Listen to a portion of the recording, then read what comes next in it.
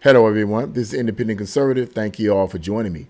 So, some black voters in Georgia believe that Donald Trump is the solution to the problem in the black community, and not just the black community, but overall. Let's get right into this article. I'm not going to waste your time. Yeah, and this is the trend that seems to be increasing among many black voters, and I'm hoping that there's a difference when it comes time to vote in November. So let's see what it says. Former President Donald Trump is the solution to the problem facing the black community, some black voters in Georgia believe.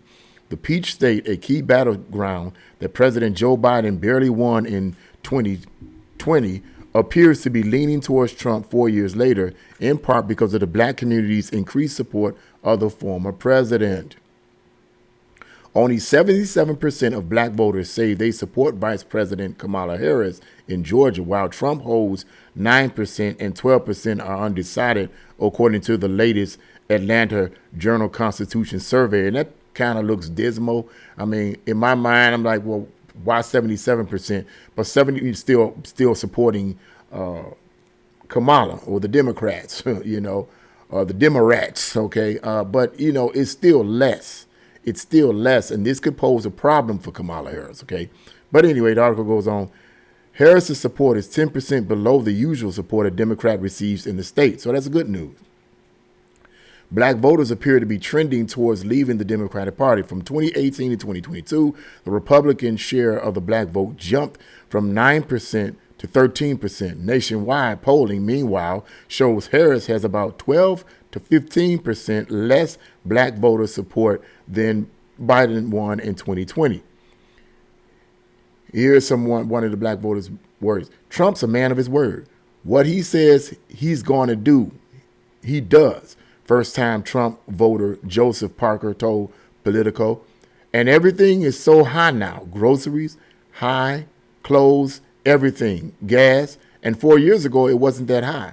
And so people see the difference in Kamala Harris and Trump, and they want some of what they had 4 years ago. And I do too. Makes sense, doesn't it? Under the Biden and Harris administration, costs increased by 20% across the board. Russia invaded, that's a lot, 20%. Russia invaded Ukraine. Hamas and Iran attacked Israel. Illegal migrants invaded the southern border, and the nation suffered the deadly Afghan withdrawal. Arthur Buford, a 28-year-old from Marietta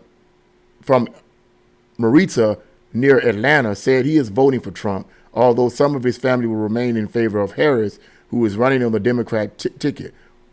Buford characterized Trump as, quote, funny, entertaining, and brave. I wouldn't say he's perfect or anything. Samuel Kim, a 25-year-old black voter from Kennesaw, told Politico of Trump, he will get the job done. He's very talented in diplomatic relations with other countries with mutual respect. And can we say that about Kamala Harris? Has she been tested in that field with her inability to do interviews off the cuff, if you will, without some kind of teleprompter? How would she fare in diplomatic relations? How is she going to fare with prime ministers and leaders of foreign countries? Is she going to, I say this twice before, is she going to cackle when she can't answer questions or deal with situations that could affect every country in this world? Yeah, we'll have to see if she becomes president, right?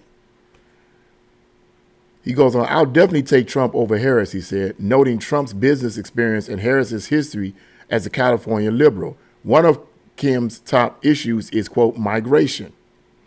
With Trump gaining support among the black community, the Harris campaign rolled out a, quote, agenda for black men. That agenda included legalizing marijuana, and I spoke on that recently, and I think that's so limited. Oh, that's all. That's how you see us as black men. First of all, I don't smoke marijuana, and it ain't just because I'm a Christian. I don't smoke it. I never did. I tried it when I wasn't a Christian. It didn't work for me. Okay, so I'm not one of those men. Okay, but anyway, a new loan program, preferred banking options for entrepreneurs. What they're saying is we're going to leave everybody else out, and we're going to only prefer black people. And when it comes to these loans, That's what that's suggesting. Anyway, preferred apprenticeship and mentorship programs and preferred expanded health screenings. Preferred suggests it's going to only be for blacks. Anyone else, particularly white people, you're out of you out of it. Isn't that racist? Anyway, the campaign, however, repurposed the quote agenda for black men on Wednesday. It will no longer exclusively target the black community. See, this is the problem. When you make it exclusive, you only doing the very thing that whites was doing before the 1960s and during the 1960s. Oh my God. Marijuana? That's just disrespectful. Ken Wainwright, a Georgia labor organizer and former Atlanta City Council candidate, told the journal Constitution, we're fathers. We live in these communities. We want to get kids off that stuff. The Harris campaign has also rolled out former President Bill Clinton and Barack Obama to campaign for the vice president. Of course they did, because they see she's failing. Clinton appeared in Georgia this week while Obama visited Pennsylvania. These are people who should have been easy for Harris, Wainwright said of black men. And now Obama's mad. Where have you been, homie? End of article. Yeah, straightforward. Yeah. I mean, look, it's really simplistic. It's not anything. It's not brain surgery. It's not all that scientifically complicated. According to what this article is saying here, these voters are basically turning to Trump because they believe he's the answer to the problem. They believe he's the answer to the inflation, the wars, all of this type of stuff, these illegals. These are black people that seem to be experiencing a lot. Well, I won't say seem to be, but are experiencing a lot of these type of problems going on. And this is a swing state. This is a key state. According to what it says, I think this is a key state. Georgia here is a key state. And look, if blacks start leaning more to the right in terms of the voting for Republicans and voting for Trump, it could be a problem for the Democrats. I hope it is a problem for them. I hope the Democrats never get back in office, because these Democrats today, many of them are not the Democrats of your great grandfather from prior to the 1960s, even though, still I don't believe in their policies. I believe they obviously was the original party of slavery and racism and all the rest. A lot of these proposed, if you will, self-affirmed Democrats, in my opinion, are not true Democrats. They are communists. And I'm not going to get into all of that, but a lot of these Democrats are opposing Democrats. But they're not Democrats. They're communists, and the communist objective is to destroy America from within. And that many of these policies, these very, very far left radical policies, are done on purpose, in my opinion. They're done on purpose in order to dismantle the country. That's why they're so far left. Very few people support the far left agenda, because very few people, even if they're Democrat, don't like that. Okay? They don't like all this kind of stuff. So, yeah. I hope they just completely get wiped out, period. They never get back in office, is what I'm talking about. But yeah, see these black people here, they're getting sick and tired of the lies. And I hope that this is all over the country. Okay? The Democratic Party is a failure, period. Bottom line, they're a failure. It's their policies that are destroying communities all over this country. True, at the end of the day, it's our choices, regardless of who's in office on a local, state, or federal level. It's the choices of the people, black, white, Hispanic, doesn't matter. It's their choices, it's the things they value, and it's their culture that inevitably will determine to a large degree their own personal and community success. Okay, so it ultimately comes down to a personal decision that you make. However, a lot of times, let's be realistic, the leaders have a lot of influence. People tend to follow the leader. Regardless of how bad or good the leader is, people tend to follow the leader. Okay, these leaders, these politicians, particularly these far left Democrats, okay, they encourage and push policies and laws that are detrimental to the country. I don't care how you look at it.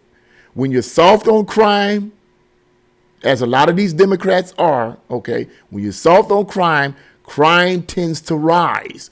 And the communities that are hurt the most are the inner city low income communities, which tends to be black people and Hispanics and blacks. That's what it tends to be. But then the Democrats will come right out when it comes time for voting. And instead of repealing those screwed up, messed up policies, what do they start doing? What do the Democratic politicians start doing when they start campaigning? Yicking and yakking about racism.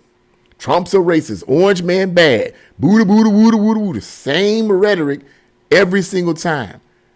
And I'll be so glad when black people can wake up to this and see this kind of nonsense being pushed on them every single time.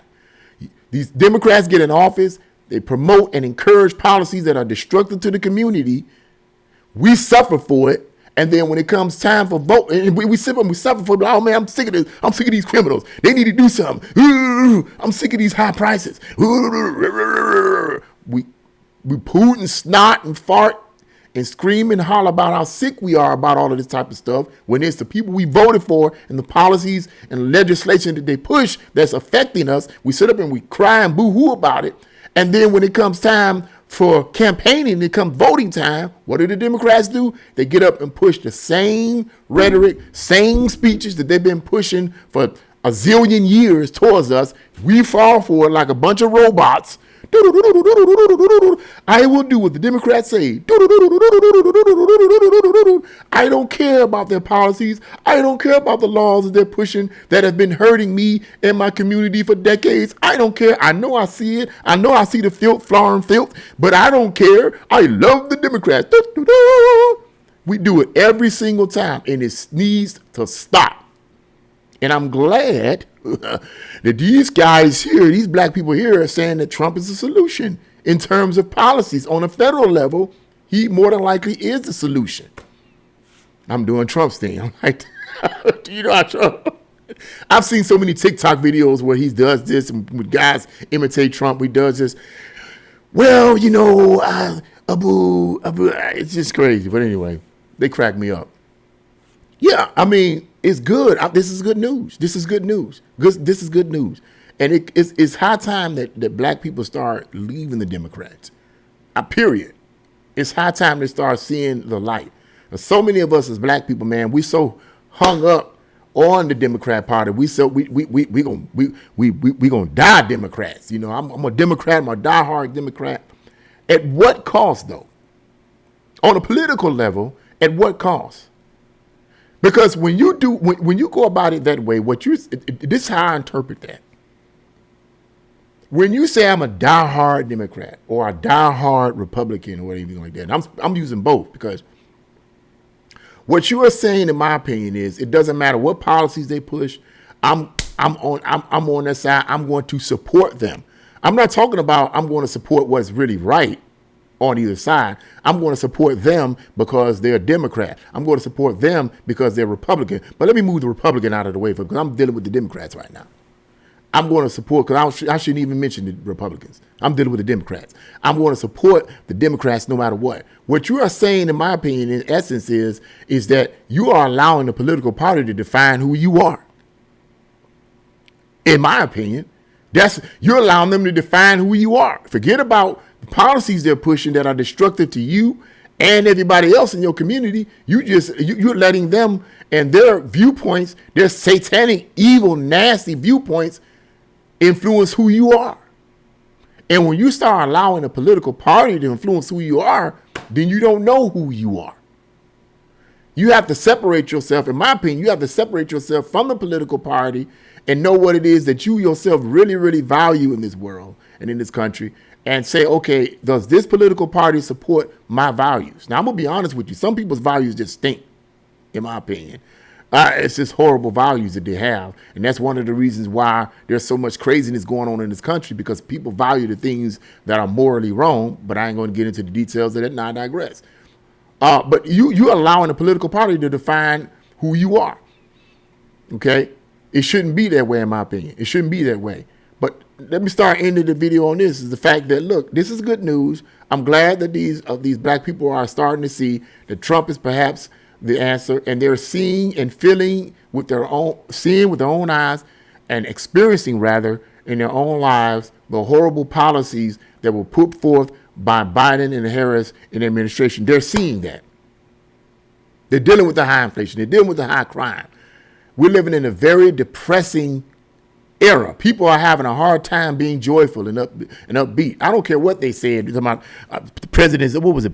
Former President Obama talking about, and some other people talking about Kamala Harris. This is when they started first campaigning. It was one of the most stupidest things I've ever heard. That she's the candidate of joy.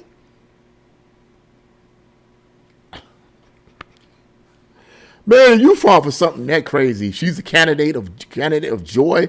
She's a person of joy. Where?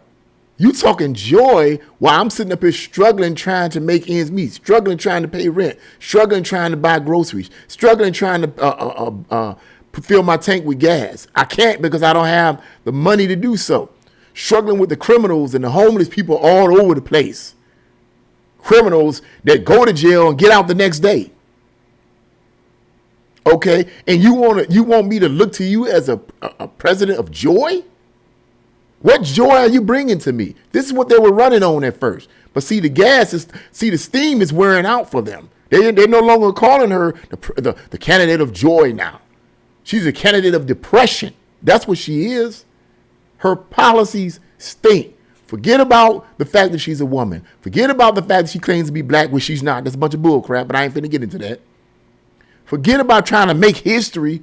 What are her policies? Policies. I'm going to ram that into people's heads so they get it. That they get past is she's a black and she's a woman and I want to support a woman. Man, come on.